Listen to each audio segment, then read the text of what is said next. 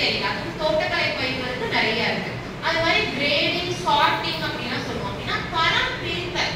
நம்ம கிட்ட இருக்கிற காய்கறிகள், பழங்களோ இல்ல தானிய வகைகளோ இல்ல சிறுதானியங்களோ, அவங்களும் வந்துட்டாங்க, சிறுதானியங்கள் அவங்க நிறைய சிறுதானியங்களோ, இந்த மாதிரி எல்லா பயிர் வகைகளையும் தரம் பிரித்தல் கூட பண்றது இல்லை. அப்படின்னா ஒரு நிலக்கடலை இருக்குன்னா இந்த போய் மார்க்கெட்ல பாருங்க, ஒரு சைஸ் வாரியா, கலர் வாரியா பிரைஸும் வேரி ஆகும். அப்படின்னா நீங்க வந்து 10 ரூபாய்க்கு கொடுக்குறீங்கன்னா நீங்க அதே சைஸ் வாரியா பிரிச்சீங்கன்னா அதையே 50 ரூபாய் 100 ரூபாய் கொடுக்க முடியும். உங்ககிட்ட இருந்து தான் வாங்கிட்டு போய் அவங்க பண்றாங்க. ஆனா நீங்க பண்ண ரெடி ஆயிடுது. ஏன் ரெடி ஆகலன்னா, நான் இது எனக்கு பழக்கம் இல்லை, எனக்கு வந்து அறுவடை பண்றதுக்கே ஆள் பத்தல அப்படின்னு நீங்க சொல்றீங்க.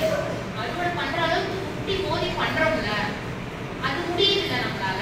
அப்படியே அதை அடுத்த ஒரு 2-3 ஸ்டெப் பண்ணாத ஒரே காரணத்துக்கு தான் நீங்க ரொம்ப பின்னாடி இருக்கீங்க.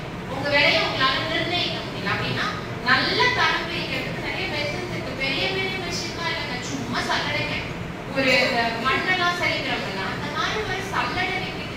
அதெல்லாம் உங்களுக்குலாம் கால் தூசிக்கு சமம். அந்த மாதிரியான ஒரு சல்லடை வாங்கி போடுறதுக்கு நீங்க பண்ண ரெடியால அந்த ஒரு கூட்டுக்குள்ள இருக்கீங்க. அதை விட்டு நீங்க எல்லாரும் வெளியில வந்துட்டீங்கன்னா நாங்க யாருமே தாங்க மாட்டோம். நடுவில் இருக்கிற அந்த இடைத்தர